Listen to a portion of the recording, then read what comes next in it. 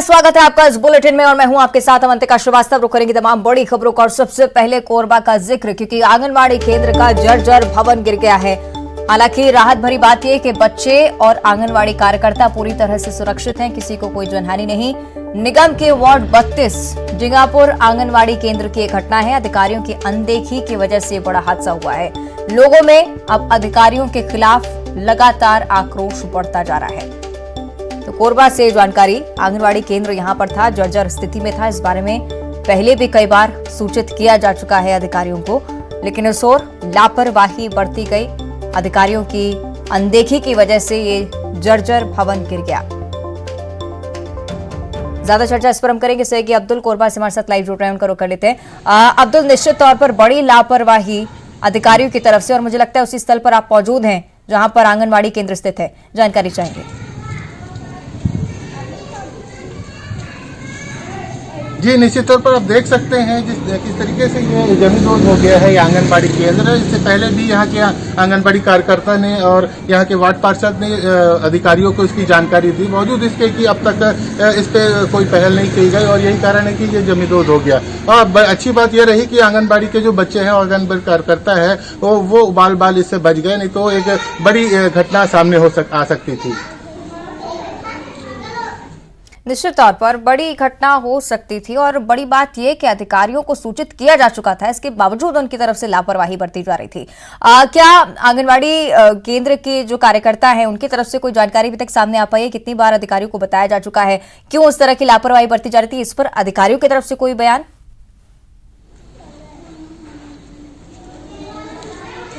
जी, इससे पहले भी आंगनबाड़ी कार्यकर्ता द्वारा जानकारी दी गई थी। हम उनसे सीधे बात करेंगे कि कितने बार आपने यहाँ जानकारी दी अधिकारियों के साथ आंगनबाड़ी भवन की स्थिति की? कई बार हम लोग लिखित में भी दे दिए हैं, बोलते भी थे, लेकिन सुनवाई तो नहीं होता था। तो निश्चित तौर पर देख सकते हैं कि पहले भी आंगनबाड़ी कार्यकर्ता और वार्ड पार्षद द्वारा जानकारी दी गई। वार्ड पार्षद भी यहाँ पर मौजूद है, उनसे जानेंगे कि क्या स्थिति रही और क्या आपने जानकारी दी। इसके बारे में महिला बाल विकास के अधिकारी और कलेक्टर महोदय को कई बार लिखित एवं मौखिक में अवगत कराया गया है कि कभी भी गिर सकता है, बल्कि बहुत जर्जर स्थिति, बल्कि उसके बावजूद भी महिला बाल के विकास के अधिकारी ने कोई ध्यान नहीं दिया, न कलेक्टर महोदय ने कोई ध्यान दिया। और इसको देखते रहे। मेरे वार्ड में 5 आंगनबाड़ी भवन संचालित है, उसमें 2 आंगनबाड़ी पूरी तरह जर्जर स्थिति में। एक तो आंगनबाड़ी परसों गिर गए, जर्जर हो गया, और एक गिरने वाला है भी, और 3 आंगनबाड़ी भी संचालित है, जिसमें बच्चे लोगों को पढ़ा रहे, ऊपर से भी छत भी गिर रहे हैं। ऐसा छत्तीसगढ़ शासन का, कांग्रेस सरकार का और कलेक्टर महोदय का, यहाँ का महिला बाल विकास अधिकारी लोग मौन होकर एकदम देख रहे। कभी दुर्घटना घटे तो उन लोग जगेंगे। इन लोग को भगवान का बहुत बड़ा शुक्रगुजार है कि बच्चे लोगों का छुट्टी हो गए थे, बच्चे लोग खेलते वेलते थे।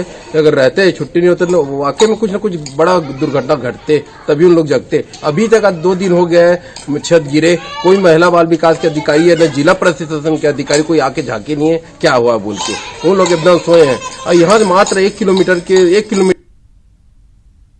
और 1 किलोमीटर के अंदर पूरे जिला प्रशासन अधिकारी लोगों का निवास है, उसके बावजूद भी इन लोग ध्यान नहीं दे रहे हैं। इतने दूर आने में इन लोग को इतना तकलीफ हो रहा है। इन लोग खुद चाहते हैं कि बड़ा दुर्घटना घटे।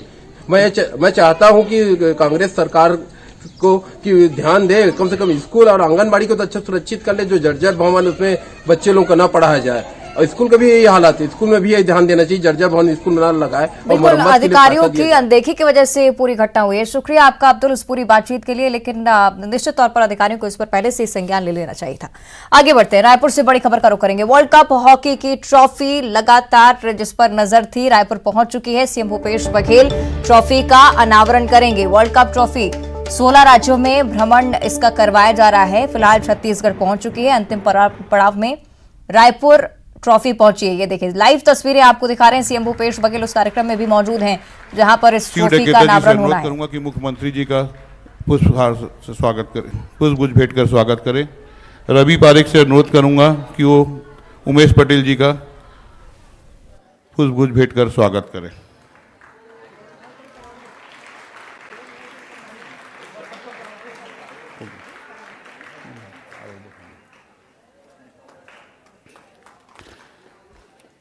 लाइव तस्वीरें आपको दिखा रहे हैं। FIH mains world cup trophy जिसका अनावरण समारोह रायपुर में आयोजित किया जा रहा है। अंतिम पड़ाव रायपुर में ट्रॉफी का, और उसके बाद उड़ीसा में ट्रॉफी भेजी जाएगी।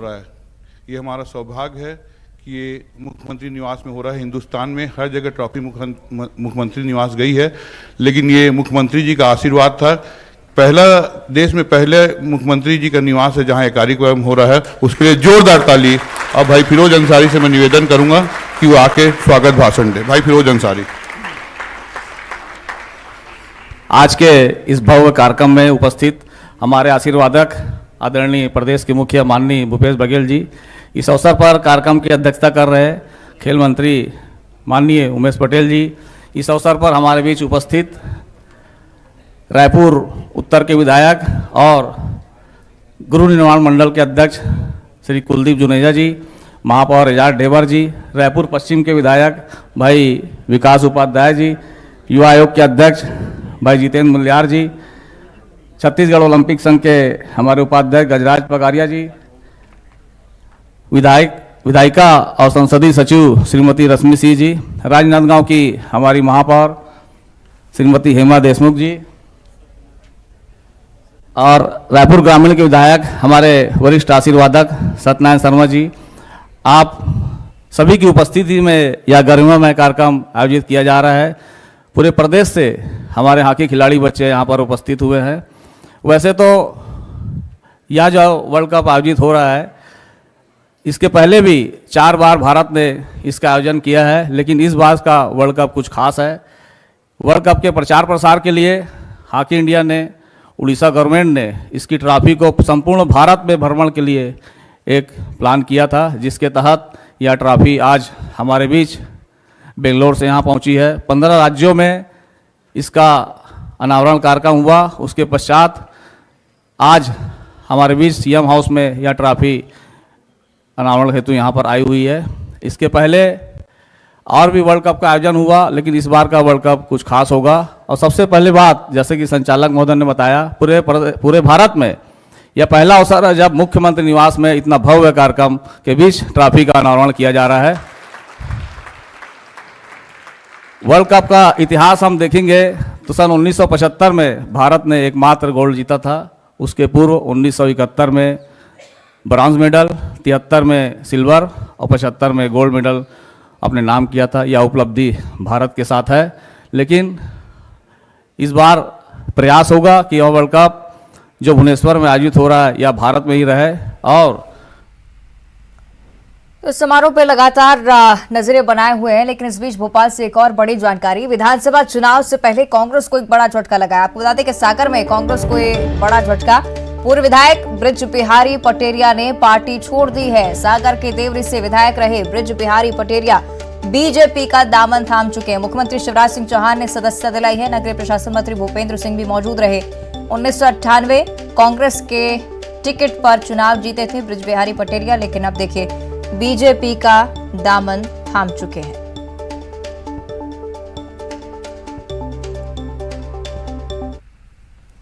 और भोपाल से एक और बड़ी जानकारी। 2023 के चुनाव के लिए पूरी तरह से चुनावी मोड में अब बीजेपी आ चुके। कमजोर सीटों को बीजेपी ने आकांक्षी सीटों का नाम दिया है। आकांक्षी विधानसभा सीटों के प्रभारियों की बैठक भी शुरू हो गई। प्रदेश बीजेपी कार्यालय में बैठक चल रही है। संगठन महामंत्री तानंद शर्मा मौजूद हैं, प्रदेश प्रभारी मुरलीधर राव हैं, प्रदेश अध्यक्ष वीडी शर्मा भी शामिल हैं।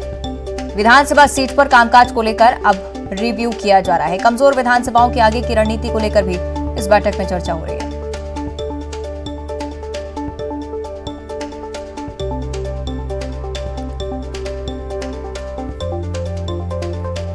बड़ी जानकारी, कमजोर विधानसभा सीटों को आकांक्षी सीटों का नाम दिया गया है। इसको लेकर रिव्यू मीटिंग बीजेपी में चल रही है। बात करेंगे सीएम शिवराज सिंह चौहान की, जिन्होंने आज आगर मालवा में चलाए जा रहे विकास योजनाओं की समीक्षा की है। मुख्यमंत्री ने ग्रामीण क्षेत्रों में प्रधानमंत्री आवास योजना के 97% कार्य पूरे होने पर बधाई दी है। शहरी इलाकों में योजना की गति धीमी होने पर चिंता जाहिर की। सीएम ने कलेक्टर और एसपी को योजना की मॉनिटरिंग ठीक तरह से करने और गति बढ़ाने के निर्देश दिए हैं। और इसके अलावा जल जीवन मिशन के तहत किए जा रहे कामों की गुणवत्ता और रेस्टोरेशन के बारे में भी जानकारी ली है। सुसनेर नगर में पाइपलाइन की गुणवत्ता की शिकायत को भी दूर करने के लिए मुख्यमंत्री ने निर्देशित किया है। तो केंद्र सरकार द्वारा गरीब कल्याण अन्न योजना की समय बढ़ने पर बीजेपी ने आभार जताया है। बीजेपी ने प्रदेश सरकार पर निशाना साधते हुए कहा है कि सरकार में नैतिकता बची हो तो केंद्र द्वारा भेजे गए चावल गरीब लोगों तक पहुंचाएं। बीजेपी ने प्रदेश सरकार पर 5,000 करोड़ रुपए के घोटाले का भी आरोप लगाया है। बीजेपी के आरोप कांग्रेस ने पलटवार भी किए। कांग्रेस ने कहा कि बीजेपी के नेता कांग्रेस सरकार के बेहतरीन परफॉर्मेंस से चिढ़ते हैं, सरकार की छवि बिगाड़ने के लिए गलत बयानबाजी करते हैं। कांग्रेस संचार प्रमुख सुशील आनंद शुक्ला ने कहा है कि जिन लोगों ने 36,000 करोड़ का नान घोटाला किया, उन लोगों को हर जगह घोटाला ही दिखाई देता है।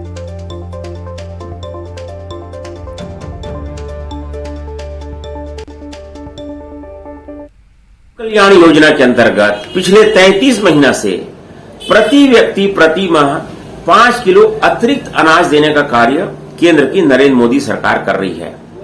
इस योजना को आगामी 1 साल के लिए और बढ़ा दिया गया है। इसके लिए मैं देश के प्रधानमंत्री माननीय नरेंद्र मोदी जी को कोटि कोटि धन्यवाद देता हूं और उन्हें बधाई देता हूं। अटल जी के जन्म दिवस पर सुशासन का एक और उत्कृष्ट नमूना प्रस्तुत करने का कार्य देश के प्रधानमंत्री ने किया है। दूसरी तरफ राज्य के मुख्यमंत्री भूपेश बघेल क्या कर रहे हैं? उन्हें जो चावल प्राप्त हुआ पिछले 33 महीना में लगभग 3 करोड़ 80 लाख क्विंटल, उसमें से 1 करोड़ 50 लाख क्विंटल चावल तो उन्होंने गायब कर दिया, पता नहीं कहां चला गया। लगभग 5,000 करोड़ रुपए का इसमें घोटाला है। भारतीय जनता पार्टी के छत्तीसगढ़ के नेता दरअसल छत्तीसगढ़ की कांग्रेस की सरकार के बेहतरीन परफॉर्मेंस से हमेशा चिढ़ते हैं और गलत बयानी करके सरकार की छवि खराब करते हैं। तो बोल रहे कि 5,000 करोड़ का चावल घोटाला आपने। अरे मुंहबाजी, जिन लोगों ने 36,000 करोड़ रुपए का नान घोटाला किया था, उन लोगों को हर जगह घोटाला दिखेगा। सीएम मैडम, सीएम सर, ये तमाम लोगों के नाम जो अभी नान घोटाले में है, जिनको जेल की सलाखों के पीछे जाना है, उस पार्टी के लोग इस प्रकार की बातें ही करेंगे। आगे भी बात करेंगे राजधानी भोपाल की। स्वास्थ्य मंत्री ने एक गलत फोटो ट्वीट की है। आपको बता दें कि कांग्रेस नेता संगीता शर्मा ने फोटो पाकिस्तान की बताई है। ट्वीट कर लिखा है, ये क्या प्रभुराम जी, पाकिस्तान की बस का फोटो ट्वीट कर श्रद्धांजलि दे रहे हैं। पाकिस्तान की दावू एक्सप्रेस का ये फोटो है। अगस्त 2019 में जर्जर पुल से नीचे गिर गई थी बस। आपको बता दें कि सिक्किम की घटना को लेकर श्रद्धांजलि अर्पित कर रहे थे जवानों को प्रभुराम चौधरी, लेकिन गलत फोटो उनकी तरफ से ट्वीट किया गया, जिस बारे में कांग्रेस नेता संगीता शर्मा ने जानकारी दी। पाकिस्तान की फोटो उन्होंने ट्वीट कर दी गलती से। इस पर रीट्वीट कर कांग्रेस नेता संगीता शर्मा ने लिखा कि पाकिस्तान की बस का फोटो ट्वीट कर आप श्रद्धांजलि दे रहे हैं। दावू एक्सप्रेस का ये फोटो है।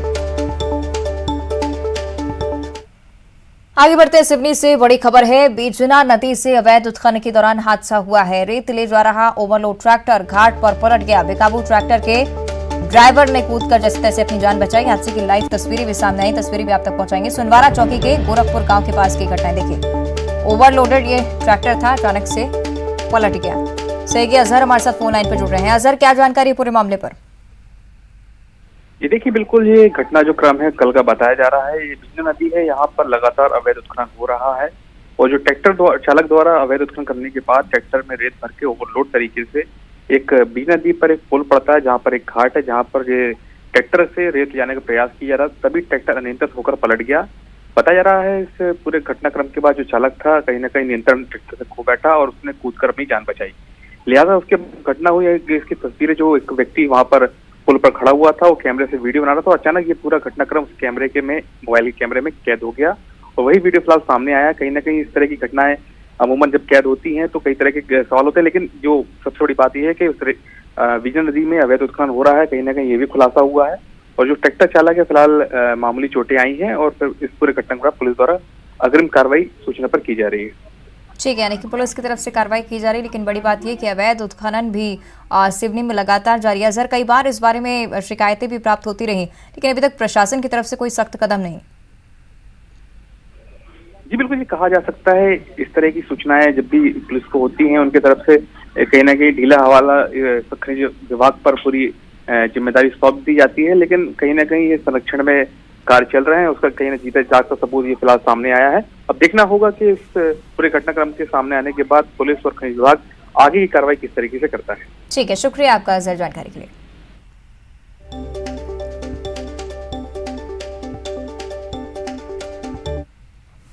आगे बढ़ते हैं, सतना की बात करेंगे। शिक्षा और ग्रामीण विकास विभाग की लापरवाही के चलते पिछले 2 शिक्षा सत्र में सरकारी स्कूल के 1,31,000 छात्र बगैर ड्रेस की पढ़ाई कर रहे हैं। दरअसल कक्षा 1 से 4 और कक्षा 6 और 7 के स्कूली छात्र छात्राओं को सिले सिलाई कपड़े देने के आदेश थे। इन कपड़ों को महिला स्व सहायता समूह ने तैयार भी किया था, लेकिन आज तक उनको बांटा नहीं गया है।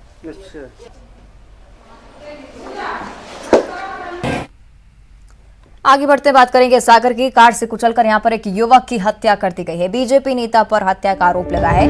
मृतक के परिजनों ने गंभीर आरोप लगाए हैं।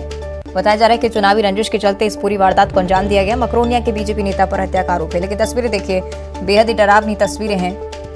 इस तरह से इस युवक को कुचलकर कार सवार आगे बढ़ जाता है। मृतक युवक डेयरी में काम करता था। तस्वीरें देखिए किस तरह से गाड़ी यू टर्न लेकर आती है, उसके बाद युवक को कुचलकर आगे बढ़ जाती है।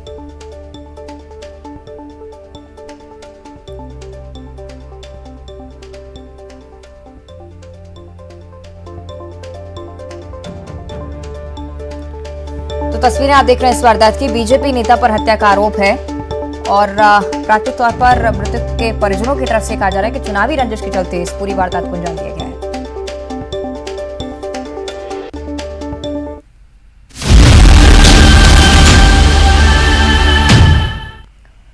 और अब चर्चा करेंगे रीवा की। बेरहम प्रेमी ने किस तरह से प्रेमिका की पिटाई की है, इस बारे में आपको जानकारी दे रहे हैं। प्रेमिका ने शादी करने को जैसे ही कहा, वैसे ही युवक को गुस्सा आया और प्रेमिका को पीट पीट कर अधमरा कर दिया है।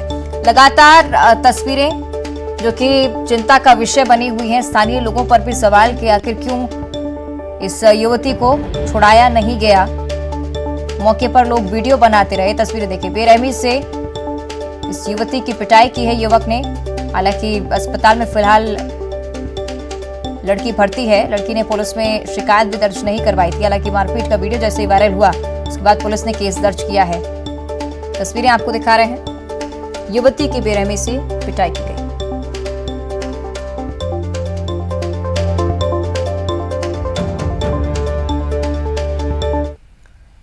और दमोह से बड़ी खबर, एसएफ जवान की चौकी के सामने बेरहमी से हत्या कर दी गई। हत्या के बाद भी आरोपियों ने मौके पर जमकर हंगामा किया। स्थायी चौकी पर जमकर पथराव किया। 3 लोगों ने घटना को अंजाम दिया है। चौकी के बाहर शोरगुल हो रहा था, जिसे शांत करवाने के लिए जैसे ही जवान वहां पर पहुंचा, आरोपियों ने उसकी हत्या कर दी। कसाई मंडी पुलिस अस्थायी चौकी में पदस्थ सुरक्षाकर्मी जिसकी हत्या हुई है, सीसीटीवी कैमरे में पूरा घटनाक्रम कैद हो गया है।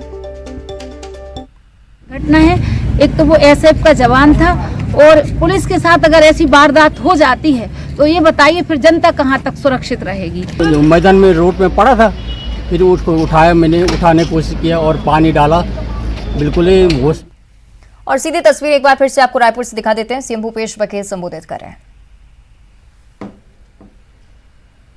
तो स्वागत समारोह में उपस्थित हमारे खेल मंत्री आदरणीय उमेश पटेल जी, वरिष्ठ विधायक पूर्व मंत्री आदरणीय सत्यनारायण शर्मा जी, भाई कुलदीप जुनेजा जी, भाई विकास उपाध्याय जी, रश्मि सिंह जी और गजराज पगारिया जी, एजाज ढेबर जी, जितेंद्र मुलियार जी, हेमा देशमुख जी, डॉक्टर विवेक वाजपेयी जी, मनीष श्रीवास्तव जी और फिरोज अंसारी जी, मंचस्थ सभी अतिथिगण और मेरे सामने बहुत ही राष्ट्रीय अंतर्राष्ट्रीय खिलाड़ी भी बैठे हैं और खेल संघ से जुड़े हुए सब पदाधिकारी बैठे हैं और सभी हमारे खिलाड़ी, हमारे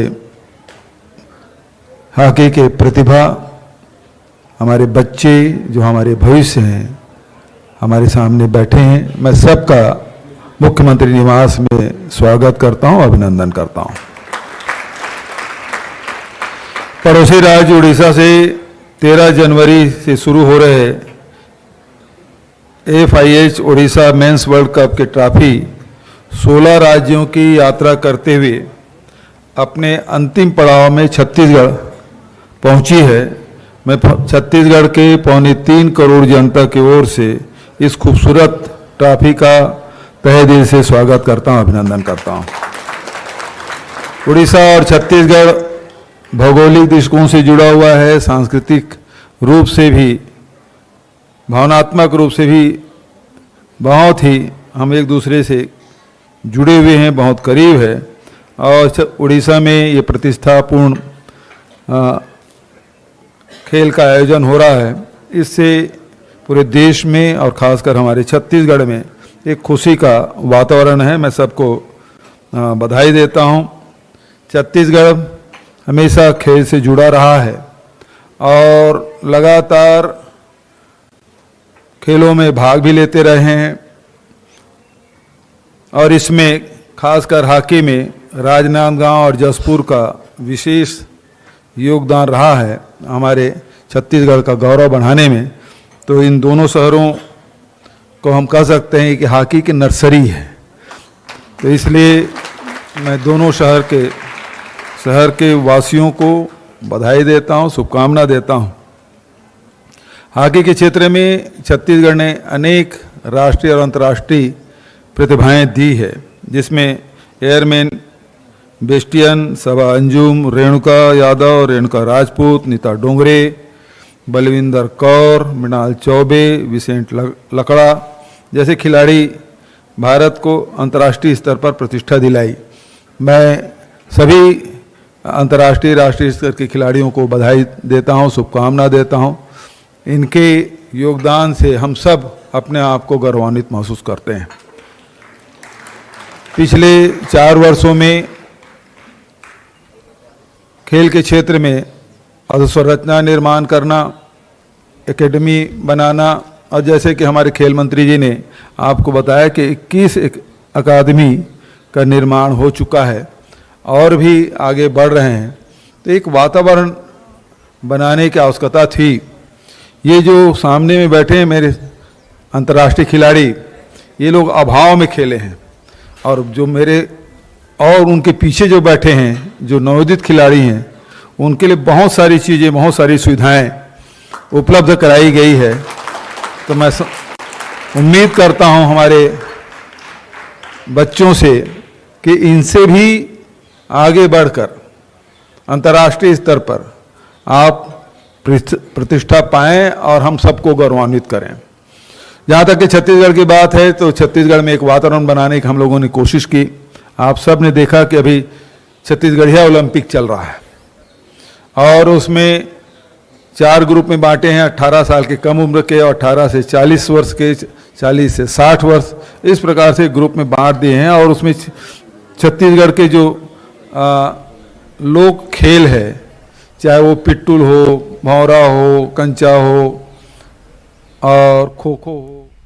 और बुलेटिन में इतना ही। देखते रहिए न्यूज़ 18।